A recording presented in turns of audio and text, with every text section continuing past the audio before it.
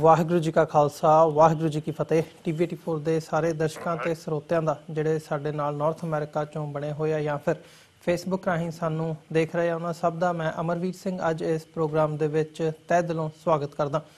Viewers, ਅਸੀਂ ਅੱਜ ਇਸ ਪ੍ਰੋਗਰਾਮ ਦੇ ਵਿੱਚ ਪੰਜਾਬ ਦੀ ਕਿਰਸਾਨੀ ਬਾਰੇ ਜਿਹੜੀ ਹੈਗੀ ਹੈ ਵਿਚਾਰ ਚਰਚਾ ਕਰਾਂਗੇ। ਕਿਵੇਂ ਅਸੀਂ ਜੇ ਪਿਛੋਕੜ ਦੇ ਵਿੱਚ ਦੇਖਣਾ ਹੋਵੇ ਤਾਂ ਜਿਹਨੂੰ ਗ੍ਰੀਨ ਰੈਵੋਲੂਸ਼ਨ ਦਾ ਨਾਮ ਦਿੱਤਾ ਗਿਆ, ਪੰਜਾਬ ਨੇ ਇੱਕ ਅਜਿਹੀ ਜਿਹੜੀ ਹੈਗੀ ਹੈ, ਭਾਵੇਂ ਉਹ ਅੰਨ ਭੰਡਾਰ ਅੰਨਦਾਤਾ ਦਾ ਜਿਹੜਾ ਖਿਤਾਬ ਹੈਗਾ ਉਹ ਜ਼ਰੂਰ ਹਾਸਲ ਕੀਤਾ, ਪਰ ਕਿਵੇਂ ਇੱਕ ਡੀਗ੍ਰੇਡੇਸ਼ਨ ਦਾ ਦੌਰ, ਭਾਵੇਂ ਉਹ ਪਾਣੀਆਂ ਦਾ ਥੱਲੇ ਜਾਣਾ ਹੋਵੇ ਜਾਂ ਜਿਹੜੀਆਂ ਸਪਰੇਆਂ ਹੈਗੀਆਂ ਨੇ ਉਹਨਾਂ ਦੀ ਵਰਤੋਂ ਦੇ ਨਾਲ ਜਿਹੜੀਆਂ ਬਿਮਾਰੀਆਂ ਦਾ ਚਲਨ ਸ਼ੁਰੂ ਹੋਇਆ, ਉਹਦਾ ਇੱਕ ਨਵਾਂ ਜਿਹੜਾ ਦੌਰ ਸੀ ਉਹਦੀ ਸ਼ੁਰੂਆਤ ਹੁੰਦੀ ਹੈ। ਉਹ ਤੋਂ ਬਾਅਦ ਜਦੋਂ ਅਸੀਂ ਦੇਖਦੇ ਹਾਂ ਸਰਕਾਰਾਂ ਵੱਲੋਂ ਚੰਗੇ ਮੁੱਲ ਨਾ ਮਿਲਣਾ, ਸਹੀ ਜਿਹੜਾ ਭਾਅ ਹੈਗਾ ਸਾਡੀਆਂ ਫਸਲਾਂ ਦਾ ਉਹ ਨਾ ਦੇਣਾ, ਉਹ ਇੱਕ ਵੱਡਾ ਕਾਰਨ ਬਣਿਆ ਕਿਸਾਨੀ ਦੇ ਪਤਨ ਦਾ। ਸੋ ਅੱਜ ਹਾਲਾਤ ਇਹ ਹੈਗੇ ਆ ਵੀ ਪੰਜਾਬ ਦੇ ਵਿੱਚ ਪਿਛਲੇ ਦਹਾਕਿਆਂ ਦੇ ਵਿੱਚ ਜਿਹੜੀਆਂ ਰਿਪੋਰਟਾਂ ਆਉਂਦੀਆਂ ਨੇ 65,000 ਤੋਂ ਜ਼ਿਆਦਾ ਕਿਸਾਨ ਪੰਜਾਬ ਦੇ ਆਤਮ ਹੱਤਿਆ ਕਰ ਚੁੱਕੇ ਆ। ਸੋ ਅੱਜ ਜਦੋਂ ਅਸੀਂ ਦੇਖਦੇ ਹਾਂ ਖਾਸ ਤੌਰ 'ਤੇ ਇਸ ਇਸ਼ੂ ਨੂੰ ਅੱਜ ਵਿਚਾਰ ਚਰਚਾ ਦੇ ਅਧੀਨ ਲਿਆਂਦਾ, ਤਾਂ ਜਿਹੜੀ ਲੇਟਲੀ ਖਬਰ ਆਈ ਹੈ ਪੰਜਾਬ ਐਗਰੀ ਬੈਂਕ ਵੱਲੋਂ ਕਿਸਾਨਾਂ ਦਾ ਜਿਹੜਾ ਲੋਨ ਹੈਗਾ ਉਹ ਵਾਪਸ ਮੁੜਵਾਉਣ ਦੇ ਲਈ, ਉਹਦੀ ਵਸੂਲੀ ਦੇ ਲਈ 230 ਕਰੋੜ ਰੁਪਏ ਦੀ ਰਕਮ ਹੈ ਜਿਹੜੀ ਕਿ ਜ਼ਿਆਦਾ ਵੱਡੀ ਨਹੀਂ ਹੈਗੀ, ਉਹਦੇ ਲਈ 12,000 ਕਿਸਾਨਾਂ ਦੀ ਜ਼ਮੀਨ ਨਿਲਾਮ ਕਰਨ ਦਾ ਜਿਹੜਾ ਫੈਸਲਾ ਹੈਗਾ ਉਹ ਕੀਤਾ ਗਿਆ ਸੀ, ਜਿਹਨੂੰ ਹੁਣ ਬਾਅਦ ਦੇ ਵਿੱਚ ਉਹਨਾਂ ਨੇ ਬੈਕ ਆਫ ਕੀਤਾ। ਪੰਜਾਬ ਸਰਕਾਰ ਨੇ ਵੀ ਇਹਦੇ ਤੇ ਇਸ ਕਦਮ ਨੂੰ ਜਿਹੜਾ ਹੈਗਾ ਉਹ ਇਹਦੇ ਤੋਂ ਪੈਰ ਪਛਾਂ ਖਿੱਚੇ ਨੇ।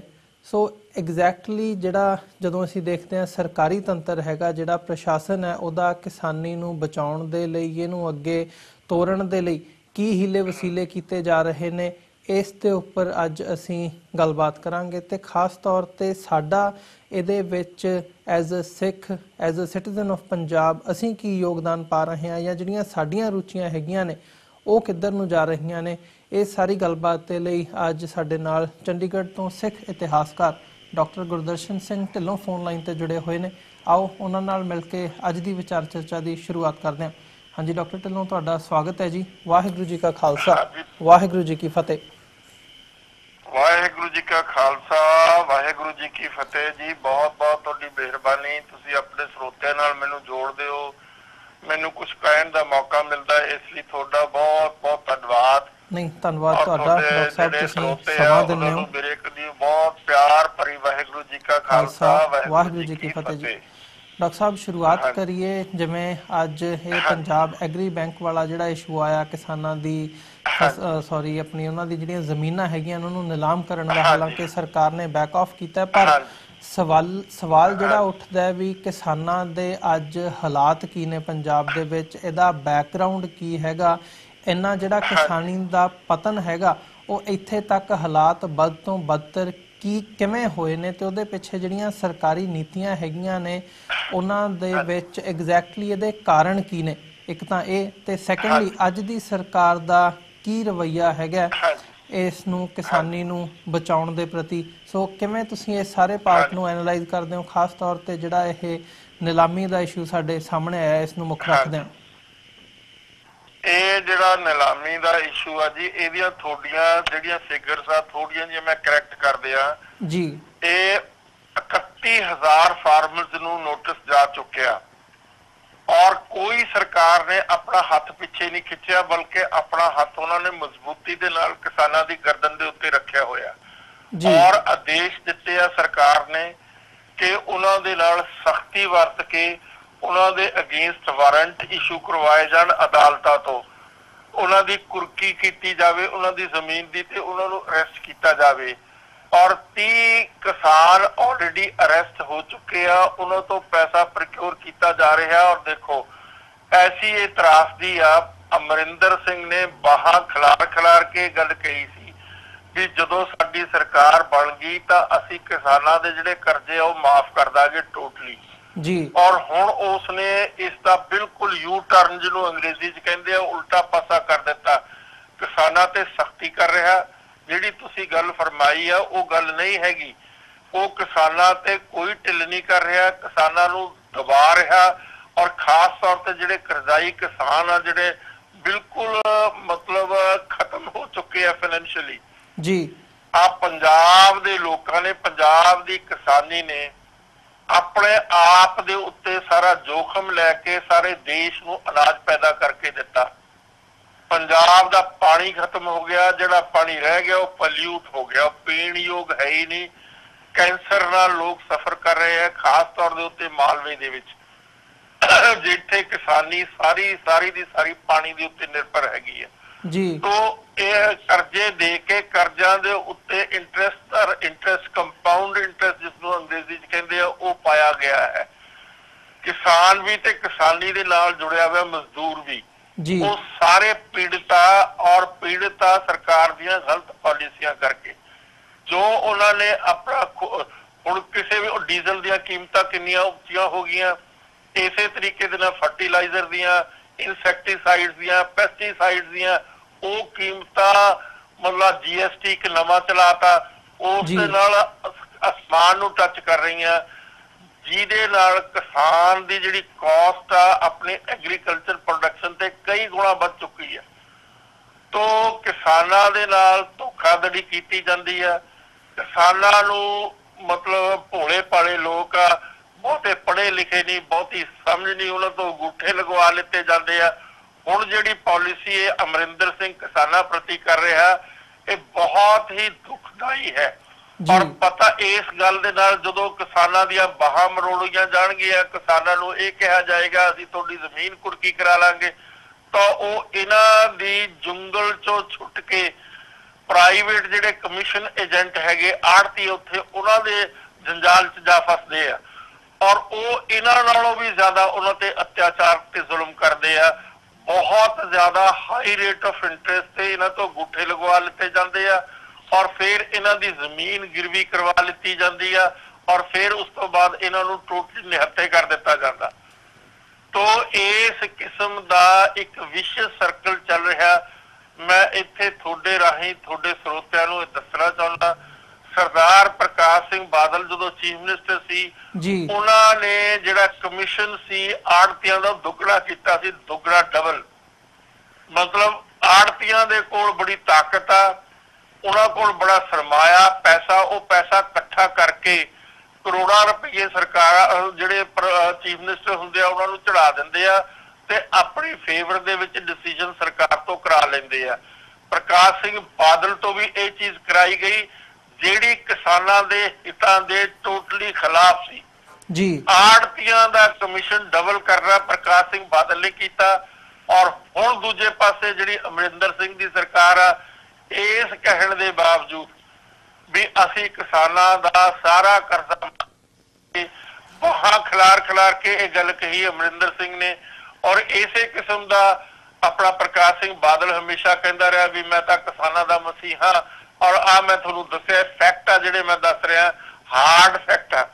ਤੋ ਨਾ ਤਾਂ ਉਹ ਮਸੀਹਾ, ਉਹ ਵੀ ਕਿਸਾਨਾਂ ਦੇ ਹਿੱਤਾਂ ਦੇ ਖਿਲਾਫ ਉਹਨੇ ਕੰਮ ਕੀਤੇ ਆ, ਇਸੇ ਤਰੀਕੇ ਦੇ ਨਾਲ ਅਮਰਿੰਦਰ ਸਿੰਘ ਵੀ ਕਿਸਾਨਾਂ ਦਾ ਵਿਰੋਧੀ ਆ ਜੀ। ਤੋ ਇਹ ਬੜੀ ਇੱਕ ਦਰਦਨਾਕ ਸਿਚੁਏਸ਼ਨ ਆ ਕਿ ਕਿਸਾਨ ਦਾ ਕੋਈ ਹਿੰਦੁਸਤਾਨ ਦੇ ਵਿੱਚ ਹਮਦਰਦ ਨਹੀਂ ਹੈ। ਤੋ ਇਹ ਜਿਸ ਤਰ੍ਹਾਂ ਅਮਰੀਕਾ ਵਗੈਰਾ ਕਿੱਡੇ ਐਡਵਾਂਸ ਤੁਹਾਡੇ ਮੁਲਕ ਆ, ਇੱਥੇ ਕਿਸਾਨਾਂ ਨੂੰ ਹਰ ਲੈਵਲ ਤੇ ਸਬਸਿਡੀ ਦਿੱਤੀ ਜਾਂਦੀ ਆ। ਕਿਸਾਨਾਂ ਨੂੰ ਪੈਟਰੋਲ, ਕਿਸਾਨਾਂ ਨੂੰ ਡੀਜ਼ਲ, ਸਾਰੀ ਚੀਜ਼ ਸਬਸਿਡੀ ਦਿੱਤੀ ਜਾਂਦੀ ਆ ਔਰ ਉਸ ਸਬਸਿਡੀ ਤੋਂ ਬਾਅਦ ਕਿਸਾਨਾਂ ਦੀਆਂ ਜਿਹੜੀਆਂ ਜਿੰਸਾਂ ਉਹ ਖਰੀਦੀਆਂ ਜਾਂਦੀਆਂ ਜੀ। ਤੋ ਇਹ ਸਾਰੀ ਇੱਕ ਬੜੀ ਹਿੰਦੁਸਤਾਨ ਦੇ ਵਿੱਚ ਬੜੀ ਦਰਦਨਾਕ ਸਿਚੁਏਸ਼ਨ ਆ। ਜਿਸ ਤਰ੍ਹਾਂ ਤੁਸੀਂ ਕਿਹਾ ਕਿ 65,000 ਤੋਂ ਵੱਧ ਕਿਸਾਨ ਆ ਜਿਹੜੇ ਉਹ ਖੁਦਕੁਸ਼ੀ ਕਰ ਚੁੱਕੇ ਆ। ਇਹ ਤਾਂ ਸਿਰਫ ਫਿਗਰਸ ਉਹੀ ਆ ਜਿਹੜੀਆਂ ਸਰਕਾਰ ਨੇ ਪਾਸ ਮਿਲੀਆਂ, ਲੇਕਿਨ ਕੁਝ ਲੋਕ ਐਸੇ ਆ ਜਿਨ੍ਹਾਂ ਦੀਆਂ ਫਿਗਰ ਸਰਕਾਰ ਦੇ ਕੋਲ ਨਹੀਂ। ਮੇਰੇ ਹਿਸਾਬ ਦੇ ਵਿੱਚ ਘੱਟ ਤੋਂ ਘੱਟ 2 ਲੱਖ ਕਿਸਾਨ ਤੇ ਕਿਸਾਨ ਮਜ਼ਦੂਰ ਵੀ ਖਾਸ ਤੌਰ ਦੇ ਉੱਤੇ ਜੀ, ਉਹ ਵੀ ਵਿਚਾਰਾ ਕਰਜ਼ਈ ਆ। ਉਹ ਜਦੋਂ ਕਿਸਾਨ ਹੀ ਮਤਲਬ ਦਬ ਗਿਆ ਤਾਂ ਕਿਸਾਨ ਦਾ ਜਿਹੜਾ ਮਜ਼ਦੂਰ ਆ ਜਿਹੜਾ ਉਹਦੇ ਨਾਲ ਕੰਮ ਕਰਦਾ ਖੇਤੀ ਤੇ ਨਿਰਭਰ ਆ ਉਹ ਵੀ ਦਬ ਜਾਂਦਾ ਹੈਗਾ। ਤੋ ਇਸ ਕਿਸਮ ਦੀ ਸਿਚੁਏਸ਼ਨ ਦੇ ਵਿੱਚ ਇੱਕ ਬੜੀ ਗੰਭੀਰ ਸਥਿਤੀ ਆ ਪੰਜਾਬ ਦੇ ਵਿੱਚ ਕਿਸਾਨਾਂ ਦੀ ਤੇ ਕਿਸਾਨ ਮਜ਼ਦੂਰਾਂ ਦੀ ਜੀ। ਡਾਕਟਰ ਢਿੱਲੋਂ, ਜਿਹੜੀ ਇਹ ਸਥਿਤੀ ਹੈਗੀ ਹੈ ਇਹ ਕੋਈ ਨਵੀਂ ਨਹੀਂ, ਪਿਛਲੇ ਦਹਾਕਿਆਂ ਤੋਂ ਇਹ ਜਿਹੜੀ ਸਥਿਤੀ ਹੈ ਉਹ ਵੱਧ ਤੋਂ ਬੱਤਰ ਹੁੰਦੀ ਆ ਰਹੀ ਹੈ। ਹੁਣ ਅਸੀਂ ਇਸ ਮੁਕਾਮ ਤੇ ਖੜੇ ਹਾਂ, ਪਰ ਜੇ ਇੱਥੋਂ ਨਿਕਲਣਾ ਹੋਵੇ ਤਾਂ ਇਹਦਾ ਹੱਲ ਕੀ ਹੋ ਸਕਦਾ ਹੈ? ਸਰਕਾਰਾਂ ਦਾ ਰਵੱਈਆ ਵੀ ਅਸੀਂ ਦੇਖ ਰਹੇ ਹਾਂ ਕਿਸ ਹਿਸਾਬ ਨਾਲ ਚੱਲ ਰਿਹਾ ਹੈ, ਤੇ ਪਰ ਇੰਡੀਵਿਜੂਅਲ ਦੇ ਤੌਰ ਤੇ ਜਾਂ ਕੋਈ ਹੋਰ ਆਰਗੇਨਾਈਜੇਸ਼ਨ ਜਾਂ ਇਹਦਾ ਹੱਲ ਕੀ ਹੋ ਸਕਦਾ ਹੈ? ਕੀ ਸਮਝਦੇ ਹੋ ਤੁਸੀਂ? ਇਹਦਾ ਹੱਲ ਸਰਕਾਰਾਂ ਨੂੰ ਇੱਕ ਤਾਂ ਜਿਹੜੀਆਂ ਉਹ ਘਟਦੀਆਂ ਜਾ ਰਹੀਆਂ। ਅੱਜ ਜਿਹੜੀ ਐਵਰੇਜ ਜ਼ਮੀਨ ਪੰਜਾਬ ਦੇ ਕਿਸਾਨ ਕੋਲ 2 ਜਾਂ 3 ਏਕੜ ਆ ਸਿਰਫ ਜੀ। 2-3 ਏਕੜ ਦੇ ਵਿੱਚੋਂ ਕਿਸੇ ਵੀ ਹਾਲਤ ਦੇ ਵਿੱਚ ਉਹ ਆਪਣਾ ਜੀਵਨ ਨਹੀਂ ਠੀਕ ਵਸਰ ਕਰ ਸਕਦਾ। ਉਸ ਦੇ ਖਰਚੇ, ਉਸ ਦੀਆਂ ਜ਼ਰੂਰਤਾਂ ਉਹ ਸਾਰੇ ਦਿਨ ਬ ਦਿਨ ਵੱਧਦੇ ਜਾ ਰਹੇ ਆ। ਪੜ੍ਹਾਈ ਉਹ ਬੱਚਿਆਂ ਦੀ ਕਰਾ ਨਹੀਂ ਸਕਦਾ, ਆਪਣੀ ਤੇ ਆਪਣੇ ਪਰਿਵਾਰ ਦੀ ਸਿਹਤ ਦੀ ਦੇਖਭਾਲ ਨਹੀਂ ਕਰ ਸਕਦਾ। ਹਰ ਚੀਜ਼ਾਂ ਅੱਧ ਤੋਂ ਜ਼ਿਆਦਾ ਮਹਿੰਗੀਆਂ ਹੋ ਰਹੀਆਂ ਹਿੰਦੁਸਤਾਨ ਦੇ ਵਿੱਚ ਜੀ। ਲੇਕਿਨ ਉਸ ਦੀ ਜਿਹੜੀ ਜ਼ਮੀਨ ਹੈ, ਇੱਕ ਤਾਂ ਉਸ ਦੀ ਪ੍ਰੋਡਕਸ਼ਨ ਘਟਦੀ ਜਾ ਰਹੀ ਹੈ। ਫਰਟੀਲਾਈਜ਼ਰ, ਇਨਸੈਕਟੀਸਾਈਡ ਤੇ ਪੈਸਟੀਸਾਈਡਸ ਨੇ ਜ਼ਮੀਨ ਦੀ ਜਿਹੜੀ ਪ੍ਰੋਡਕਸ਼ਨ ਆ ਘਟਾ ਦਿੱਤੀ ਆ। ਪਾਣੀ ਪੋਲਿਊਟ ਹੋ ਚੁੱਕਿਆ, ਪਾਣੀ ਜਿਹੜਾ ਹੈ ਨਾ ਖੇਤੀ ਯੋਗ ਆ ਨਾ ਪੀਣ ਯੋਗ ਆ। ਤੋ ਇਹਨਾਂ ਦੇ ਵਿੱਚ ਕਿਸਾਨਾਂ ਨੂੰ ਕੋਈ ਰਾਹਤ ਨਜ਼ਰ ਨਹੀਂ ਆ ਰਹੀ। ਉਹਨਾਂ ਦੇ ਵਿੱਚ ਫਰਸਟ੍ਰੇਸ਼ਨ ਆ, ਉਹ ਦਬੇ ਪਏ ਆ। ਇਸੇ ਕਰਕੇ ਕੌਣ ਖੁਦਕੁਸ਼ੀ ਕਰਦਾ? ਜ਼ਿੰਦਗੀ ਦੇ ਵਿੱਚ ਖੁਦਕੁਸ਼ੀ ਕਰਨੀ ਕੋਈ ਆਸਾਨ ਗੱਲ ਨਹੀਂ ਹੁੰਦੀ, ਕਈ ਤਾਂ ਵਾਰ ਹੀ ਖਤਮ ਹੋ ਜਾਂਦੇ ਆ। ਤੋ ਇਹ ਗੱਲ ਬੜੀ ਦਰਦਨਾਕ ਹੈ। ਲੇਕਿਨ ਕੋਈ ਵੀ ਸਰਕਾਰ ਇਸ ਗੱਲ ਦੇ ਲਈ ਕਿਸਾਨਾਂ ਦੀ ਜਿਹੜੀ ਜਿਹੜੀ ਦਿਸ਼ਾ ਹੈ ਉਸ ਦੇ ਉੱਤੇ ਗੰਭੀਰ ਨਹੀਂ ਹੈ। ਨਾ ਪ੍ਰਕਾਸ਼ ਸਿੰਘ ਬਾਦਲ ਗੰਭੀਰ ਸੀ, ਨਾ ਅਮਰਿੰਦਰ ਸਿੰਘ ਗੰਭੀਰ ਆ। ਗੱਲਾਂ ਕਰਨ ਨੂੰ ਜ਼ਰੂਰ ਕਹਿੰਦੇ ਆ ਵੀ ਅਸੀਂ ਕਿਸਾਨਾਂ ਦੇ ਹਿੱਤ ਵਿੱਚ ਆ, ਕਿਉਂਕਿ ਕਿਸਾਨਾਂ ਦੀ ਵਿਚਾਰਿਆਂ ਦੀਆਂ ਵੋਟਾਂ ਲੈਣੀਆਂ ਹੁੰਦੀਆਂ ਇਹਨਾਂ ਲੋਕਾਂ ਨੇ ਜੀ। ਤੋ ਇਸ ਕਰਕੇ ਬੜੀ ਅਤ ਜ਼ਰੂਰੀ ਆ ਕਿ ਸਰਕਾਰ ਉਹਨਾਂ ਵੱਲ ਧਿਆਨ ਦੇਵੇ, ਉਹਨਾਂ ਦੀ ਮਦਦ ਕਰੇ, ਉਹਨਾਂ ਨੂੰ ਸਬਸਿਡੀ ਦੇਵੇ ਸਹੀ ਢੰਗ ਦੇ ਨਾਲ, ਤਾਂ ਕਿ ਕਿਸਾਨ ਦੇ ਕੋਲ ਉਹ ਸਾਰੀ ਸਹੂਲਤਾਂ ਪਹੁੰਚਣ ਜੀ। ਡਾਕਟਰ ਢਿੱਲੋਂ, ਜਿੱਥੇ ਅਸੀਂ ਇਹਨਾਂ ਹਾਲਾਤਾਂ ਤੇ ਨਜ਼ਰ ਮਾਰ ਰਹੇ ਹਾਂ ਉੱਥੇ ਜੇ ਆਪਣੀ ਜਿਹੜੀ ਸਰਵੋਤਮ ਇੱਕ ਆਰਗੇਨਾਈਜੇਸ਼ਨ ਹੈਗੀ ਹੈ, ਜੇ ਸ਼੍ਰੋਮਣੀ ਗੁਰਦੁਆਰਾ ਪ੍ਰਬੰਧਕ ਕਮੇਟੀ ਦਾ ਜ਼ਿਕਰ ਕਰਨਾ ਹੋਵੇ, ਤਾਂ ਜਿੱਥੇ ਇੱਕ ਪਾਸੇ ਕਿਸਾਨਾਂ ਦੀ ਪੰਜਾਬ ਦੇ ਇਹ ਹਾਲਾਤ ਹੈਗੇ ਆ, ਉੱਥੇ ਸ਼੍ਰੋਮਣੀ ਗੁਰਦੁਆਰਾ ਪ੍ਰਬੰਧਕ ਕਮੇਟੀ ਵੱਲੋਂ ਦਰਬਾਰ ਸਾਹਿਬ ਦੇ ਆਲੇ ਦੁਆਲੇ ਜਿਹੜੀ ਦਰਸ਼ਨੀ ਦਿਓੜੀ ਹੈਗੀ ਹੈ ਉਹਦੇ ਉੱਪਰ ਇਸ ਵਕਤ ਜਿਹੜਾ ਹੈਗਾ ਗੱਲ ਕਹੀ ਜਾ ਰਹੀ ਹੈ, ਮੀਡੀਆ ਦੇ ਵਿੱਚ ਆਈ ਹੈ ਕਿ 160 ਕਿਲੋ ਸੋਨਾ ਜਿਹੜਾ ਹੈਗਾ ਉਹ ਲਾਇਆ ਜਾਵੇਗਾ 50 ਕਰੋੜ ਰੁਪਏ ਦੀ ਕੀਮਤ ਦੇ ਨਾਲ। ਸੋ ਕਿੰਨਾ ਕੁ ਜਾਇਜ਼ ਸਮਝਦੇ ਹੋ? ਜਿੱਥੇ ਗਰਾਊਂਡ ਰਿਐਲਿਟੀਜ਼ ਇਹ ਹੋਣ ਉੱਥੇ ਅਸੀਂ ਸਾਡੀਆਂ ਜਿਹੜੀਆਂ ਪ੍ਰਾਇਓਰਿਟੀਜ਼ ਹੈਗੀਆਂ ਨੇ, ਮੈਂ ਆਸਥਾ ਤੇ ਸਵਾਲੀਆ ਨਿਸ਼ਾਨ ਨਹੀਂ ਲਾਉਂਦਾ, ਮੈਂ ਇਹ ਨਹੀਂ ਕਹਿੰਦਾ ਵੀ ਗੁਰਦੁਆਰਾ ਸਾਹਿਬ ਜਿਹੜੇ ਸਾਡੇ ਨੇ ਉਹ ਸੋਹਣੇ ਨਹੀਂ ਹੋਣੇ ਚਾਹੀਦੇ ਜਾਂ ਉਹਨਾਂ ਦੀ ਦੇਖਭਾਲ ਸਾਨੂੰ ਨਹੀਂ ਕਰਨੀ ਚਾਹੀਦੀ, ਪਰ ਜਿਹੜੀਆਂ ਸਾਡੀਆਂ ਪ੍ਰਾਇਓਰਿਟੀਜ਼ ਨੇ ਉਹ ਕਿਸ ਗੱਲ ਵੱਲ ਇਸ਼ਾਰਾ ਕਰ ਰਹੀਆਂ ਨੇ? ਕਿ ਇਹ ਜਾਇਜ਼ ਹੈ? ਦੇਖੋ, ਇਹ ਜੋ ਕੁਝ ਹੋ ਰਿਹਾ ਇਹ ਮੇਰੇ ਹਿਸਾਬ ਦੇ ਸਿੱਖੀ ਦੇ ਸਿਧਾਂਤ ਦੇ ਅਨੁਕੂਲ ਨਹੀਂ ਹੈਗਾ। ਜਿਹੜਾ ਗੁਰਦੁਆਰਾ ਉਹ ਸਾਡਾ ਜਿਹੜਾ ਸਿੱਖ ਰੈਵੋਲੂਸ਼ਨ ਆ ਉਸ ਦਾ ਇੱਕ ਐਪੀਸੈਂਟਰ ਆ ਜੀ। ਗੁਰਦੁਆਰਾ ਕੋਈ ਪੂਜਾ ਸਥਲ ਨਹੀਂ ਹੈ। ਗੁਰਦੁਆਰੇ ਦੇ ਵਿੱਚੋਂ ਕੋਈ ਇਸ ਕਿਸਮ ਦੇ ਨਹੀਂ ਵੀ ਸਾਡਾ ਕੋਈ ਦੁੱਖ ਹੀ ਦੂਰ ਹੋ ਜਾਊਗਾ। ਗੁਰੂ ਦਾ ਜਿਹੜਾ ਸਿਧਾਂਤ ਆ ਉਹ ਕਹਿੰਦਾ ਦੁੱਖ ਤੇ ਸੁੱਖ ਗੁਰੂ ਦਾ ਦਿੱਤਾ ਹੋਇਆ, ਰੱਬ ਦਾ ਦਿੱਤਾ ਹੋਇਆ। ਜੇ ਸੁੱਖ ਤੂੰ ਐਕਸੈਪਟ ਕਰ ਰਿਹਾ, ਆਦਮੀ ਨੂੰ ਐਡਰੈਸ ਕੀਤਾ ਗਿਆ, ਤਾਂ ਦੁੱਖ ਵੀ ਤੈਨੂੰ ਐਕਸੈਪਟ ਕਰਨਾ ਪਊਗਾ ਜੀ। ਇਹ ਕੋਈ ਇਸ ਕਿਸਮ ਦਾ ਹਿੰਦੂਆਂ ਦਾ ਮੰਦਿਰ ਨਹੀਂ ਹੈ ਜਿੱਥੇ ਤੁਸੀਂ ਪੂਜਾ ਕਰੋਗੇ, ਭੋਜਨ ਖਵਾਓਗੇ, ਵਸਤਰ ਪਵਾਓਗੇ, ਜਿਹੜੇ ਦੇਵੀ ਦੇਵਤਿਆਂ ਦੇ ਬੁੱਤ ਆ ਉਹ ਤੁਹਾਨੂੰ ਕੁਛ ਅਸੀਸ ਦੇਣਗੇ ਔਰ ਤੁਹਾਡੀ ਜਿਹੜੀ ਕਾਮਨਾ ਉਹ ਪੂਰੀ ਹੋ ਜਾਏਗੀ। ਇਸ ਕਿਸਮ ਦੀ ਗੱਲ ਸਿੱਖ ਸਿਧਾਂਤ ਦੇ ਵਿੱਚ ਨਹੀਂ ਹੈ। ਸਿੱਖ ਸਿਧਾਂਤ ਜ਼ਿੰਦਗੀ ਦੀ ਰਿਐਲਿਟੀ ਦੇ ਨਾਲ ਜੁੜਿਆ ਹੋਇਆ, ਔਰ ਸਾਡੇ ਜਿਹੜੇ ਜਿੰਨੇ ਵੀ ਗੁਰਦੁਆਰੇ ਆ ਉਹ ਸਿੱਖ ਰੈਵੋਲੂਸ਼ਨ ਦੇ ਐਪੀਸੈਂਟਰ ਹੈਗੇ ਆ। ਔਰ ਜਿਹੜੇ ਰੈਵੋਲੂਸ਼ਨ ਦੇ ਐਪੀਸੈਂਟਰ ਹੁੰਦੇ ਆ ਉਹ ਸੋਨਿਆਂ ਦੇ ਨਾਲ ਨਹੀਂ ਜੜੇ ਜਾਂਦੇ, ਉਹ ਸਿਧਾਂਤਾਂ ਨਾਲ ਜੜੇ ਜਾਂਦੇ ਆ, ਉਹ ਲੋਕਾਂ ਦੇ ਈਮਾਨ ਦੇ ਨਾਲ ਜੜੇ ਜਾਂਦੇ ਆ, ਲੋਕਾਂ ਦੀ ਜ਼ਿੰਦਗੀ ਦੇ ਨਾਲ ਜੁੜੇ ਹੋਏ ਹੁੰਦੇ ਆ। ਤੋ ਇਸ ਕਿਸਮ ਦਾ ਛੜਯੰਤਰ ਜੋ ਸ਼੍ਰੋਮਣੀ ਗੁਰਦੁਆਰਾ ਪ੍ਰਬੰਧਕ ਕਮੇਟੀ ਕਰ ਰਹੀ ਹੈ ਉਹ ਬਿਲਕੁਲ ਸਿੱਖੀ ਸਿਧਾਂਤ ਦੇ ਅਨੁਕੂਲ ਨਹੀਂ। ਔਰ ਜਿਹੜਾ ਪੈਸਾ ਉੱਥੇ ਖਰਚ ਕਰਨਾ, ਮੇਰੇ ਹਿਸਾਬ ਦੇ ਨਾਲ ਉੱਥੇ ਸਕੂਲ ਖੋਲ੍ਹਣੇ ਚਾਹੀਦੇ ਪਿੰਡਾਂ ਦੇ ਵਿੱਚ। ਆਪਾਂ ਕਿਸਾਨਾਂ ਦੀ ਗੱਲ ਕੀਤੀ ਆ, ਉੱਥੇ ਕਿਸਾਨ ਦੇ ਬੱਚਿਆਂ ਨੂੰ ਵਧੀਆ ਐਜੂਕੇਸ਼ਨ ਦੇ ਕੇ ਇਸ ਦੁਨੀਆ ਦੇ ਜਿਹੜੀਆਂ ਜੋ ਸਿਸਟਮ ਆ ਉਸ ਦੇ ਅਨੁਕੂਲ ਉਹਨਾਂ ਨੂੰ ਬਣਾਇਆ ਜਾਵੇ। ਇਸੇ ਤਰੀਕੇ ਨਾਲ ਹਸਪੀਟਲ ਖੋਲੇ ਜਾਣ ਜਿੱਥੇ ਗਰੀਬਾਂ ਨੂੰ, ਦੁਖੀਆਂ ਨੂੰ, ਜਿਹੜੇ ਵਿਚਾਰੇ ਅਫੋਰਡ ਨਹੀਂ ਕਰ ਸਕਦੇ, ਉਹਨਾਂ ਦਾ ਇਲਾਜ ਹੋਣਾ ਚਾਹੀਦਾ। ਤੋ ਇਸ ਕਿਸਮ ਦੀਆਂ ਚੀਜ਼ਾਂ ਜਿਹੜੀਆਂ ਕਰ ਰਹੀ ਹੈ ਸ਼੍ਰੋਮਣੀ ਗੁਰਦੁਆਰਾ ਪ੍ਰਬੰਧਕ ਕਮੇਟੀ, ਉਹ ਸਿੱਖੀ ਦੀ ਸੋਚ ਵਿਚਾਰ ਦੇ ਅਨੁਕੂਲ ਨਹੀਂ ਹੈ। ਤੋ ਜ਼ਰੂਰਤ ਹੈ ਕਿ ਉਹ ਸਿੱਖੀ ਸਿਧਾਂਤ ਨਾਲ ਜੁੜ ਕੇ ਲੋਕਾਂ ਨੂੰ ਵੀ ਸਮਝਾਉਣ ਸਿੱਖੀ ਹੈ ਕੀ, ਔਰ ਆਪ ਵੀ ਉਸੇ ਪੈਰੋਕਰਮ ਦੇ ਉੱਤੇ ਚੱਲਣ ਦੀ ਕੋਸ਼ਿਸ਼ ਕਰਨ। ਤਾਂ ਹੀ ਸਾਡੇ ਧਰਮ ਦਾ ਸੁਧਾਰ ਹੋ ਸਕਦਾ, ਤਾਂ ਹੀ ਅਸੀਂ ਉੱਪਰ ਜਾ ਸਕਦੇ ਹਾਂ। ਜੇ ਇਸ ਕਿਸਮ ਦੀਆਂ ਚੀਜ਼ਾਂ ਕਰਨ ਦੇ ਨਾਲ ਲੋਕਾਂ ਨੂੰ ਤੁਸੀਂ ਗੁੰਮਰਾਹ ਜ਼ਰੂਰ ਕਰ ਸਕਦੇ ਹੋ, ਲੇਕਿਨ ਲੋਕਾਂ ਦਾ ਸੁਧਾਰ ਨਹੀਂ ਹੋ ਸਕਦਾ। ਜੀ ਡਾਕਟਰ ਢਿੱਲੋਂ, ਜੇ ਇਹਨੂੰ ਬ੍ਰੌਡਰ ਕੰਟੈਕਸਟ ਦੇ ਵਿੱਚ SGPC ਦੀ ਜਿਹੜੀ ਕਾਰਗੁਜ਼ਾਰੀ ਹੈਗੀ ਹੈ, ਇੱਕ ਤਾਂ ਧਾਰਮਿਕ ਖੇਤਰ ਹੈ ਜਿਹੜਾ ਕਿ ਧਰਮ ਦੇ ਪ੍ਰਚਾਰ ਲਈ ਜਿਹੜਾ ਭਾਵੇਂ SGPC ਵੱਲੋਂ ਜਿਹੜੇ ਉਪਰਾਲੇ ਕੀਤੇ ਜਾਂਦੇ ਨੇ ਉਸ ਪੱਖ ਤੋਂ, ਤੇ ਨਾਲ ਹੀ ਜਿਵੇਂ ਤੁਸੀਂ ਜ਼ਿਕਰ ਕੀਤਾ ਸਕੂਲ, ਹਸਪੀਟਲਸ ਤੇ ਬਾਕੀ ਜਿਹੜੀਆਂ ਸੰਸਥਾਵਾਂ ਹੈਗੀਆਂ ਨੇ ਉਹ ਇਸ ਵਕਤ ਵੀ SGPC ਵੱਲੋਂ ਜਿਹੜੀਆਂ ਨੇ ਉਹ ਚਲਾਈਆਂ ਜਾ ਰਹੀਆਂ ਨੇ। ਸੋ ਓਵਰਆਲ ਕਾਰਗੁਜ਼ਾਰੀ ਜਦੋਂ ਅਸੀਂ ਦੇਖਦੇ ਹਾਂ SGPC ਦੀ ਇਸ ਸਾਰੇ ਖੇਤਰ ਦੇ ਵਿੱਚ ਵੱਖੋ ਵੱਖਰੇ ਐਂਗਲਸ ਤੋਂ, ਤਾਂ ਕਿਤੇ ਨਾ ਕਿਤੇ ਸਵਾਲੀਆ ਨਿਸ਼ਾਨ ਲੱਗਦਾ ਹੈ, ਕਿਉਂਕਿ ਹਰ ਖੇਤਰ ਦੇ ਵਿੱਚ ਪੰਜਾਬ ਜਿਹੜਾ ਹੈਗਾ, ਸਿੱਖ ਕੌਮ ਜਿਹੜੀ ਹੈਗੀ ਹੈ ਉਹ ਸਾਨੂੰ ਪਛੜਦੀ ਨਜ਼ਰ ਆਉਂਦੀ ਹੈ। ਉਹ ਪਛੜਦੀ ਇਸ ਕਰਕੇ ਨਜ਼ਰ ਆਉਂਦੀ ਆ ਕਿ ਸਿੱਖਾਂ ਦੇ ਲੀਡਰ ਪੰਜਾਬ ਦੇ ਵਿੱਚ ਬੇਈਮਾਨ ਵੀ ਆ, ਝੂਠੇ ਵੀ ਆ, ਲੋਕਾਂ ਨੂੰ ਗੁੰਮਰਾਹ ਕਰਦੇ ਆ, ਔਰ ਲੋਕਾਂ ਦਾ ਇਮੋਸ਼ਨਲ ਬਲੈਕਮੇਲ ਕਰਕੇ ਤਾਕਤ ਫੜ ਕੇ ਆਪਣੇ ਆਪ ਹੀ ਪੈਸਾ ਕਮਾਉਂਦੇ ਆ, ਰਿਸ਼ਵਤ ਕਰਦੇ ਆ, ਹੇਰਾ ਫੇਰੀਆਂ ਕਰਦੇ ਆ, ਝੂਠ ਬੋਲਦੇ ਆ।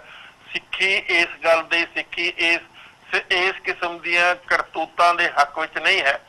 ਸਿੱਖੀ ਸਿਧਾਂਤ ਸਮਰਪਿਤ ਹੈ ਲੋਕਾਂ ਲਈ, ਗਰੀਬਾਂ ਲਈ, ਲੱਤੜੇ ਹੋਏ ਲੋਕਾਂ ਲਈ, ਪਿਛੜੇ ਸਮਾਜ ਲਈ। ਤੋ ਅੱਜ ਜ਼ਰੂਰਤ ਹੋ ਗਈ ਆ ਕਿ ਸਾਰੀ ਦੀ ਸਾਰੀ ਸਿੱਖੀ ਆ ਜਿਹੜੀ ਉਹ ਪਰਿਵਾਰਾਂ ਦੇ ਹਿੱਤ ਲਈ ਵਰਤੀ ਜਾ ਰਹੀ ਹੈ। ਪ੍ਰਕਾਸ਼ ਸਿੰਘ ਬਾਦਲ ਨੇ ਆਪਣੇ ਪਰਿਵਾਰ ਲਈ, ਆਪਣੇ ਆਪ ਲਈ ਵਰਤੀ ਆ ਸਿੱਖੀ, ਔਰ ਲੋਕਾਂ ਨੂੰ ਗੁੰਮਰਾਹ ਕਰਕੇ, ਬਲੈਕਮੇਲ ਕਰਕੇ, ਆਪ ਤਾਕਤ ਲੈ ਕੇ ਉਹ ਸਾਰੀ ਦੀ ਸਾਰੀ ਤਾਕਤ ਦੇ ਵਿੱਚ ਆਪਣੇ ਪਰਿਵਾਰ ਦੇ ਵਿੱਚ ਵਰਤੀ ਆ। ਇਹੀ ਗੱਲ ਐਗਜ਼ੈਕਟਲੀ ਅਮਰਿੰਦਰ ਸਿੰਘ ਕਰ ਰਿਹਾ। ਹੁਣ ਗੱਲ ਸਾਫ਼ ਹੋ ਚੁੱਕੀ ਆ, ਤੁਹਾਨੂੰ ਪਤਾ ਹੀ ਆ ਕਿ ਇਹ ਦੋਨੇ ਆਪਸ ਦੇ ਵਿੱਚ ਮਿਲੇ ਹੋਏ ਆ। ਇਹ ਮੈਂ ਤਾਂ ਇਹ ਗੱਲ 5 ਸਾਲ 6 ਸਾਲ ਪਹਿਲਾਂ ਮੈਂ ਇਹ ਕਹਿ ਦਿੱਤੀ ਸੀ ਕਿ ਆਪਸ ਦੇ ਵਿੱਚ ਇੱਕ ਦੂਜੇ ਨਾਲ ਮਿਲੇ ਹੋਏ ਆ, ਲੋਕਾਂ ਨੂੰ ਸੁਚੇਤ ਕੀਤਾ ਸੀਗਾ। ਤੋ ਹੁਣ ਤਾਂ ਇਹ ਗੱਲ ਸਾਹਮਣੇ ਆ ਗਈ ਆ। ਇੱਕ ਦੂਜੇ ਦੇ ਕੇਸ ਜਿਹੜੇ ਰਜਿਸਟਰ ਕੀਤੇ ਹੋਏ ਆ ਉਹਨਾਂ ਨੂੰ ਬਹੁਤ ਪੁਰਜ਼ੋਰ ਵਿਡਰਾ ਕਰਨ ਦੀ ਕੋਸ਼ਿਸ਼, ਤੁਹਾਨੂੰ ਪਤਾ ਹੀ ਆ ਹੁਣ ਜਿਹੜਾ ਕੇਸ ਲੁਧਿਆਣਾ ਸਿਟੀ ਸੈਂਟਰ ਦਾ ਚੱਲ ਰਿਹਾ, ਉਸ ਦੇ ਵਿੱਚ ਪ੍ਰਕਾਸ਼ ਸਿੰਘ ਬਾਦਲ ਨੇ ਇਸ ਦੇ ਖਿਲਾਫ ਕਲੋਜ਼ਰ ਜਿਹੜੀ ਹੈ ਉਹ ਕੀਤੀ ਹੈ ਵੀ ਸਾਰਾ ਕਲੋਜ਼ ਕਰ ਦੇਣਾ ਚਾਹੀਦਾ, ਵਿਜੀਲੈਂਸ ਵੀ ਆਪ ਹੀ ਕੇਸ ਰਜਿਸਟਰ ਕਰਾ ਕੇ ਆਪ ਹੀ ਉਸ ਨੂੰ ਕਲੋਜ਼ ਕਰਾਉਣ ਦੀ। ਇਸੇ ਤਰੀਕੇ ਨਾਲ ਅਮਰਿੰਦਰ ਸਿੰਘ ਕਹਿੰਦਾ ਜੀ ਮੈਂ ਵੈਂਡਾਟਾ ਪੋਲਿਟਿਕਸ ਨਹੀਂ ਕਰਨੀ। ਵੈਂਡਾਟਾ ਪੋਲਿਟਿਕਸ ਦਾ ਮਤਲਬ ਇਹ ਨਹੀਂ ਵੀ ਜਿਹਨੇ ਕਰਪਸ਼ਨ ਕੀਤੀ ਹੈ ਉਹਨੂੰ ਤੁਸੀਂ ਛੱਡ ਦਿਓ, ਜਿਹਨੇ ਲੋਕਾਂ ਨਾਲ ਧੱਕੇ ਕੀਤੇ ਆ ਉਹਨਾਂ ਨੂੰ ਤੁਸੀਂ ਛੱਡ ਦਿਓ। ਤੋ ਇਹ ਦੋਨੇ ਆਪਸ ਦੇ ਵਿੱਚ ਫਰੈਂਡਲੀ ਮੈਚ ਖੇਲ ਰਹੇ ਆ। ਜੀ ਸੋ ਡਾਕਟਰ ਢਿੱਲੋਂ, ਇੱਕ ਅਖੀਰ ਦੇ ਵਿੱਚ ਪੰਜਾਬ ਦੀ ਕਿਸਾਨੀ ਦੇ ਇਸ਼ੂ ਤੇ ਕੋਈ ਐਡਵਾਈਸ ਜਾਂ ਕੋਈ ਸੁਝਾਅ ਸਾਡੇ ਦਰਸ਼ਕਾਂ ਦੇ ਰਾਹੀਂ, ਸਾਡੇ ਪਲੇਟਫਾਰਮ ਦੇ ਰਾਹੀਂ ਜਿਹੜੇ ਇਸ ਵਕਤ ਸਾਡੇ ਨਾਲ ਜੁੜੇ ਹੋਏ ਆ, ਜਿਹੜੇ ਪੰਜਾਬ ਦੇ ਵਿੱਚ ਵੀ ਸਾਨੂੰ ਸੁਣ ਰਹੇ ਆ, ਕਿ ਖਾਸ ਤੌਰ ਤੇ ਜਦੋਂ ਆਤਮ ਹੱਤਿਆ ਦੀ ਗੱਲ ਆਉਂਦੀ ਹੈ ਤਾਂ ਪੰਜਾਬ ਦਾ ਕਿਸਾਨ ਹੈਗਾ ਜਿਹੜਾ ਉਹ ਆਤਮ ਹੱਤਿਆ ਕਰ ਰਿਹਾ ਹੈ। ਇਸ ਵਕਤ ਸਥਿਤੀ ਬਹੁਤ ਮਾੜੀ ਹੈ, ਕੀ ਕਹਿਣਾ ਚਾਹੋਗੇ ਇਸ ਬਾਰੇ? ਮੈਂ ਇਹੀ ਬੇਨਤੀ ਕਰਨਾ ਚਾਹੁੰਦਾ ਖਾਸ ਤੌਰ ਤੇ NRI ਭਰਾਵਾਂ ਨੂੰ ਵੀ ਉਹ ਬਹੁਤੇ ਲੋਕ ਪਿੰਡਾਂ ਵਿੱਚੋਂ ਗਏ ਹੋਏ ਆ। ਜਿਨ੍ਹਾਂ ਪਿੰਡਾਂ 'ਚ ਗਏ ਹੋਏ ਆ ਉਹਨਾਂ ਪਿੰਡਾਂ ਦੇ ਵਿੱਚ ਬਹੁਤ ਵਧੀਆ ਕਿਸਮ ਦੇ ਸਕੂਲ, ਜਿਨ੍ਹਾਂ ਨਾਲ ਬਹੁਤ ਵਧੀਆ ਐਜੂਕੇਸ਼ਨ ਉੱਥੇ ਦੇ ਬੱਚਿਆਂ ਨੂੰ ਦਿੱਤੀ ਜਾਵੇ ਘੱਟ ਤੋਂ ਘੱਟ ਫੀਸਾਂ ਦੇ ਉੱਤੇ ਜੀ, ਉਸ ਕਿਸਮ ਦੇ ਸਕੂਲ ਖੋਲਣ, ਔਰ ਸਾਫ਼ ਪਾਣੀ ਪੀਣ ਦਾ ਕੋਈ ਨਾ ਕੋਈ ਮੁਹੱਈਆ ਉੱਥੇ ਕਰਾਉਣ ਤਾਂ ਕਿ ਲੋਕਾਂ ਨੂੰ ਸਾਫ਼ ਪਾਣੀ ਪੀਣ ਨੂੰ ਮਿਲੇ, ਤਾਂ ਕਿ ਉਹਨਾਂ ਦੀ ਸਿਹਤ ਖਰਾਬ ਨਾ ਹੋਵੇ।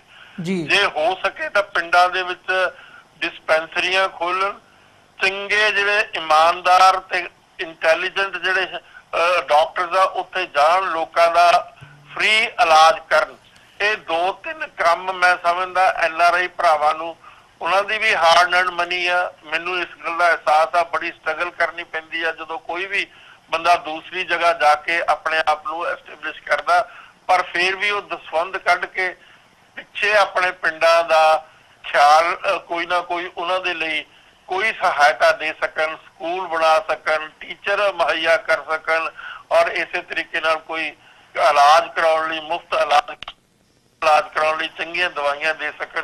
ਮੈਂ ਸਮਝਦਾ ਇਹ ਬਹੁਤ ਵੱਡਾ ਇੱਕ ਪਰਉਪਕਾਰ ਹੋਏਗਾ, ਔਰ ਉਹ ਆਪਣਾ ਪਿਛੋਕੜ ਜਿਹੜਾ ਕਰਜ਼ਾ ਹੈ ਸਮਾਜ ਦਾ ਉਹ ਉਤਾਰ ਸਕਣਗੇ, ਤੇ ਉਹਨਾਂ ਦਾ ਜੀਵਨ ਵੀ ਉੱਚਾ ਹੋਏਗਾ ਤੇ ਪਿੱਛੇ ਲੋਕਾਂ ਨੂੰ ਸਹਾਇਤਾ ਵੀ ਮਿਲੇਗੀ ਇਸ ਗੱਲ। ਜੀ ਡਾਕਟਰ ਸਾਹਿਬ, ਤੁਹਾਡਾ ਬਹੁਤ-ਬਹੁਤ ਧੰਨਵਾਦ। ਤੁਸੀਂ ਇਹ ਸਾਰੇ ਇਸ਼ੂ ਦੇ ਉੱਤੇ ਆਪਣਾ ਸਮਾਂ ਕੱਢ ਕੇ ਸਾਡੇ ਨਾਲ ਵਿਚਾਰਾਂ ਦੀ ਸਾਂਝ ਪਾਈ ਹੈ। ਅੱਜ ਦੇ ਸ਼ੋਅ ਦੇ ਵਿੱਚ ਇੱਥੇ ਹੀ ਇਜਾਜ਼ਤ ਚਾਹਾਂਗੇ ਜੀ ਤੁਹਾਡੇ ਕੋਲੋਂ। ਬਹੁਤ-ਬਹੁਤ ਧੰਨਵਾਦ। ਵਾਹਿਗੁਰੂ ਜੀ ਕਾ ਖਾਲਸਾ, ਵਾਹਿਗੁਰੂ ਜੀ ਕੀ ਫਤਿਹ। ਵਾਹਿਗੁਰੂ ਜੀ ਕੀ ਫਤਿਹ। ਵਿਊਅਰਸ, ਉਮੀਦ ਕਰਦੇ ਹਾਂ ਕਿ ਜਿਹੜੀ ਅੱਜ ਦੀ ਸਾਡੀ ਇਹ ਗੱਲਬਾਤ ਸੀ ਤੁਹਾਨੂੰ ਜ਼ਰੂਰ ਪਸੰਦ ਆਈ ਹੋਵੇਗੀ, ਤੇ ਜਾਂਦੇ ਜਾਂਦੇ ਤੁਹਾਡੇ ਚਰਨਾਂ ਦੇ ਵਿੱਚ ਬੇਨਤੀ ਕਰਦੇ ਹਾਂ, TV84 ਨੂੰ ਅੱਗੇ ਵਧਾਉਣ ਦੇ ਲਈ, ਚੱਲਦਾ ਰੱਖਣ ਦੇ ਲਈ ਸਾਨੂੰ ਤੁਹਾਡੀ ਸਹਾਇਤਾ ਦੀ ਲੋੜ ਹੈ। TV84 ਨੂੰ ਡੋਨੇਟ ਕਰਨ ਦੇ ਲਈ ਤੁਸੀਂ ਸਾਡੀ ਵੈਬਸਾਈਟ www.tv84.tv ਤੇ ਜਾ ਕੇ ਸਾਨੂੰ ਡੋਨੇਟ ਕਰ ਸਕਦੇ ਹੋ, ਤੇ ਮੰਥਲੀ ਡੋਨੇਸ਼ਨਸ ਦੇ ਲਈ ਪਲੈਜ ਕਰ ਸਕਦੇ ਹੋ। ਜੇ ਚੈੱਕ ਰਾਹੀਂ ਡੋਨੇਸ਼ਨਸ ਭੇਜਣੀਆਂ ਚਾਹੁੰਦੇ ਹੋ ਤਾਂ TV84 ਦੇ ਨਾਂ ਦਾ ਚੈੱਕ ਬਣਾ ਕੇ ਤੁਸੀਂ ਸਾਨੂੰ ਸਾਡੇ ਐਡਰੈਸ ਤੇ ਮੇਲ ਕਰ ਸਕਦੇ ਹੋ। 3601 37th ਐਵੇਨਿਊ, ਲੌਂਗ ਆਈਲੈਂਡ ਸਿਟੀ, ਨਿਊਯਾਰਕ 11101। ਵੈਬਸਾਈਟ ਇੱਕ ਵਾਰ ਫਿਰ ਰਿਪੀਟ ਕਰਦਿਆਂ www.tv84.tv। ਇਸ ਦੇ ਨਾਲ ਵਿਊਅਰਸ, ਅਸੀਂ ਅੱਜ ਦੇ ਪ੍ਰੋਗਰਾਮ ਦੇ ਵਿੱਚ ਤੁਹਾਡੇ ਕੋਲੋਂ ਇੱਥੇ ਹੀ ਇਜਾਜ਼ਤ ਚਾਹਾਂਗੇ। ਕੱਲ੍ਹ ਨੂੰ ਦੁਬਾਰਾ ਤੁਹਾਡੇ ਨਾਲ ਫਿਰ ਮੁਲਾਕਾਤ ਹੋਵੇਗੀ। ਤਦ ਤੱਕ ਲਈ ਇਜਾਜ਼ਤ ਦਿਓ ਜੀ। ਵਾਹਿਗੁਰੂ ਜੀ ਕਾ ਖਾਲਸਾ, ਵਾਹਿਗੁਰੂ ਜੀ ਕੀ ਫਤਿਹ।